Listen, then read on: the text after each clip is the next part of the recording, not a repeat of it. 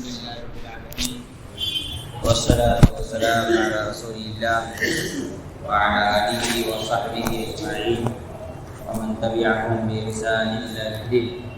أشهد أن لا إله إلا الله وحده لا شريك له وأشهد أن محمدا عبده ورسوله.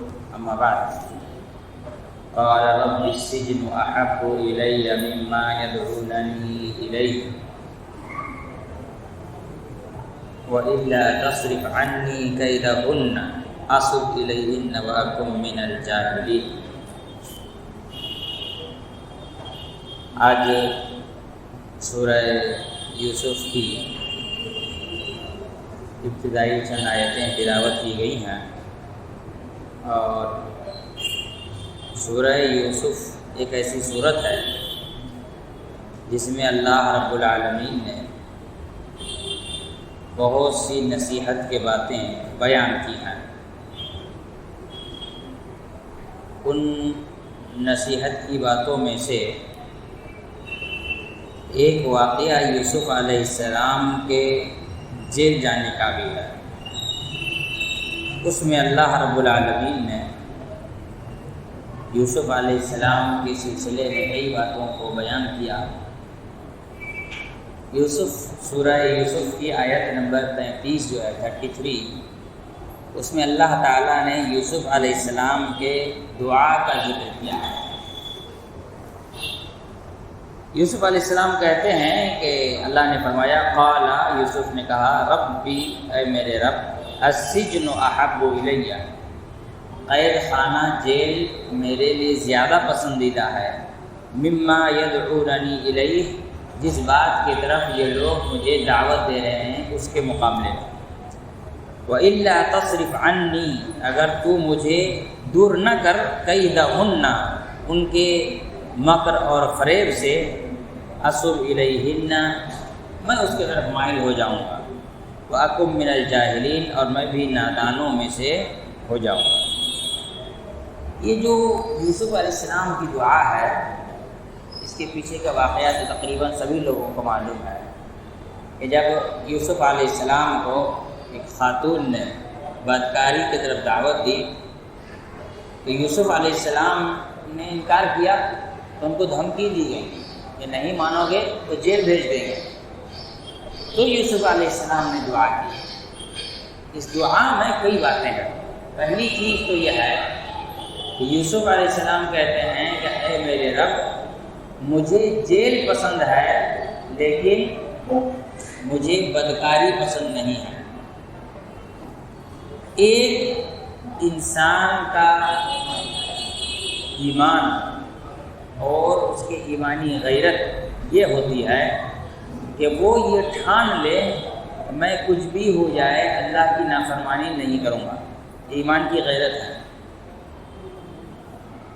اب جب ایک عورت، پاورفل عورت، یوسف علیہ السلام کو بدکاری پر بلا رہی ہے، تب ان کا یہ کہنا کہ مجھے جیل پسند ہے لیکن مجھے اللہ کی نافرمانی پسند نہیں ہے.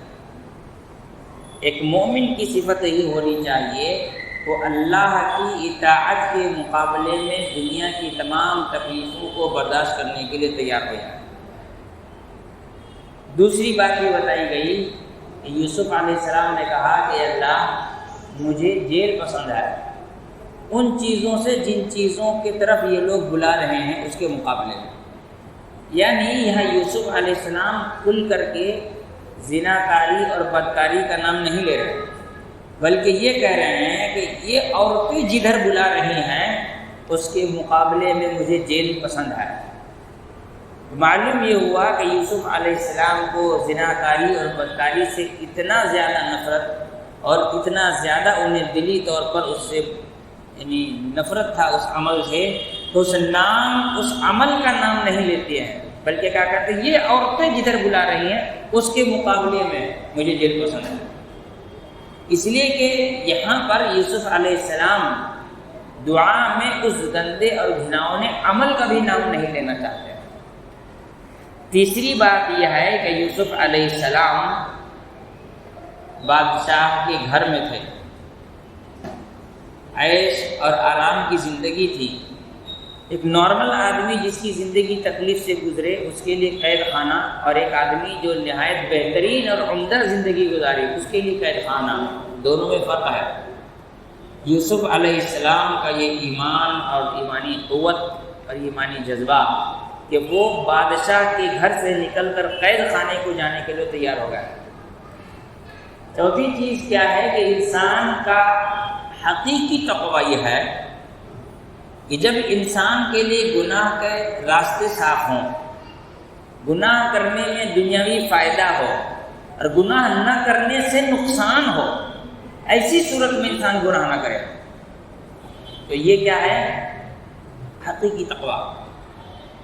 یہاں یوسف علیہ السلام غلام تھے، جس عورت نے بدکاری کی طرف دعوت دی وہ سٹھانی تھی، اگر وہ ان کے باتوں میں ہاں سے ہاں ملا لیتے تو ان کو کوئی دقت نہیں تھا، لیکن ان کی باتوں کا انکار کرنے سے سزائیں ہیں۔ تو گناہ کرنے سے دنیاوی فائدہ اور نہ کرنے سے دنیاوی نقصان ہے، تو ایسی صورت میں ہر انسان گناہ کی طرف بڑھتا ہے۔ لیکن یوسف علیہ السلام کا حقیقی تقویٰ یہ ہے، انسان کا حقیقی تقویٰ یہ ہے کہ جب گناہ میں فائدہ بھی ہو اور نہ کرنے سے نقصان بھی ہو، ایسی صورت میں گناہ سے بچ کر کے دنیاوی نقصان کو برداشت کرنا، یہ اصل تقویٰ ہے۔ اللہ کے رسول صلی اللہ علیہ وسلم نے اسی لیے 7 خوش نصیبوں کا ذکر کیا جو عرش کے سائے میں ہوں گے۔ ان میں سے یہ تھا کہ وَرَجُلٌ دَعَتْهُ امْرَأَةٌ ذَاتُ حَسَبٍ وَجَمَالٍ فَقَالَ إِنِّي أَخَافُ اللَّهَ۔ اللہ عرش کے نیچے جن 7 خوش نصیبوں کو سایہ عطا کرے گا ان میں سے ایک وہ انسان ہوگا جس کو کوئی خوبصورت اور عہدے دار، منصب والی، اونچے حسب و نسب اور خاندانی قسم کی عورت گناہ پر بلائے اور وہ یہ کہہ کر کے اغلب ہو جائے کہ مجھے اللہ کا ڈر ہے۔ تو یہ یوسف علیہ السلام کا واقعہ۔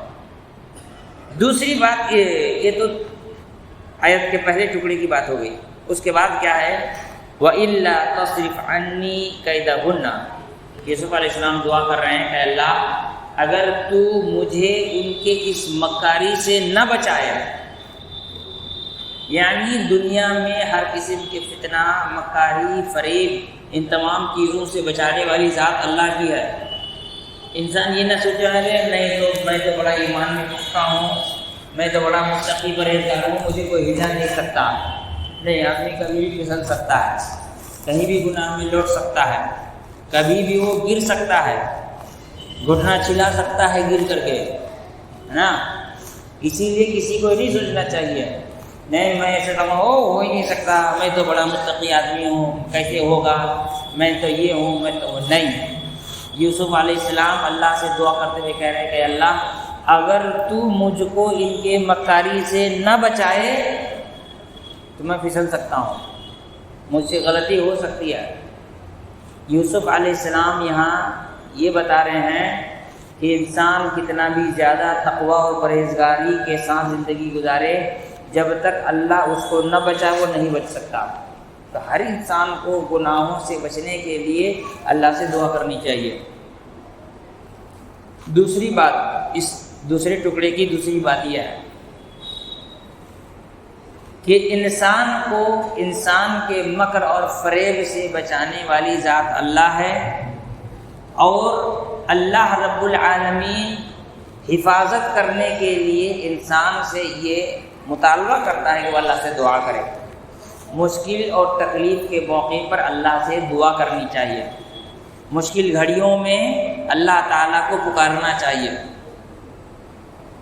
دعا مومن کی کیا ہے؟ ہتھیار ہے، اور دعا کے ذریعے اللہ تعالیٰ انسان کی تکلیفوں کو، مصیبتوں کو ٹال دیتا ہے۔ تو ایک تو اللہ رب العالمین بچانے والا ہے، دوسری بات یہ کہ یوسف علیہ السلام نے بتایا اللہ کو پکارو، اللہ سے دعائیں کیا کرو، اللہ ہی تم کو بچائے گا۔ تیسری چیز کیا ہے؟ اصب الیہن، اے اللہ میں ان کی طرف مائل ہو سکتا ہوں۔ کیوں؟ انسان تھے، فرشتے نہیں تھے۔ انسان تھے، کیا تھے؟ انسان، فرشتے نہیں تھے۔ کیونکہ فرشتے گناہ نہیں کرتے، انسان اس کی فطرت میں خطا کرنا۔ تو یوسف علیہ السلام دیکھ رہے ہیں کہ میں انسان ہوں، انسان سے جو خطائیں ہوتی ہیں وہ مجھ سے ہو سکتی ہیں، اس سے پہلے کہ میں خطاؤں میں پڑ جاؤں پہلے ہی اللہ رب العالمین سے دعا کر لوں تاکہ میں بچ جاؤں۔ تو اس سے ایک پوائنٹ یہ بھی پتہ چلا، مصیبت آنے سے پہلے اللہ سے دعا کرو، یہ نہیں کہ مصیبت ختمنے کے بعد اللہ سے دعا کرو۔ اسی طرح اخیر میں کیا کہا، وَأَكُن مِّنَ الْجَاهِلِينَ، میں جاہلوں میں سے ہو جاؤں گا۔ مطلب جو انسان اللہ رب العالمین کی نافرمانی کرتا ہے، گناہوں میں ملوث ہوتا ہے، اس کا علم کسی کام کا نہیں، وہ جاہل ہی ہے۔ مثال کے طور پر ہم سب جانتے ہیں نماز واجب ہے، پھر بھی نماز نہیں پڑھتے ہیں، وہ علم کسی کام کا ہوا نہیں، وہ تو جاہل ہی رہا، اس علم سے اس کو فائدہ نہیں ہوا تو وہ کیا رہا، جاہل رہا۔ اس لیے یوسف علیہ السلام نے کہا وَأَكُن مِّنَ الْجَاهِلِينَ، کہ اللہ تو اگر مجھے نہ بچائے تو میں بھی گناہ کر لوں گا اور میں بھی جاہلوں میں سے ہو جاؤں گا۔ یہاں آخر میں ایک بات یہ بھی سمجھ میں آنی چاہیے، انسان کو ہمیشہ اپنے آپ کو اللہ کے حوالے کر دینا چاہیے کہ اللہ اب میں اپنے آپ کو تیرے حوالے کر دے رہا ہوں، اب تو ہی بچا، ہے نا۔ اسی لیے سوتے وقت جو دعا بتائی گئی ہے ان میں سے ایک کیا ہے، لمبی دعا، اس میں ایک جملہ کیا ہے، وَفَوَّضْتُ أَمْرِي إِلَيْكَ، میں اپنے سارے معاملات اللہ تیرے حوالے کرتا ہوں، ہے نا، میں اپنے سارے معاملات اللہ تیرے حوالے کرتا ہوں، اب جو بھی ہوگا تیرے ہاتھ، تو جو چاہے کرے۔ تو انسان کو اللہ کے سامنے خود کو سرینڈر کرنا چاہیے، نہ کہ خود ہی تیس مارخہ بننے کی کوشش کرنی چاہیے۔ ہمارے سماج میں آج لوگ اللہ کی مدد کے بغیر اپنی زندگی کو بہتر بنانا چاہتے ہیں، اسی لیے تو اللہ کو چھوڑ کر کے محنت کریں، محنت کرو، محنت کرنے سے سب ہوتا ہے۔ آپ اگر امتحان میں کامیابی کے لیے 50% کتابوں پر محنت کریں تو 50% اللہ کو راضی کرنے کے لیے محنت کریں، تب جا کر کامیابی ملے گی۔ 50% کتابوں پر محنت کریں تو 50% اللہ کو راضی کرنے کے لیے، اللہ کو خوش کرنے کے لیے محنت کریں، اللہ تعالیٰ ضرور کامیابی عطا کرے گا۔ اللہ تعالیٰ سے دعا ہے اللہ تعالیٰ ہم تمام کو سمجھ کی توفیق عطا فرمائے۔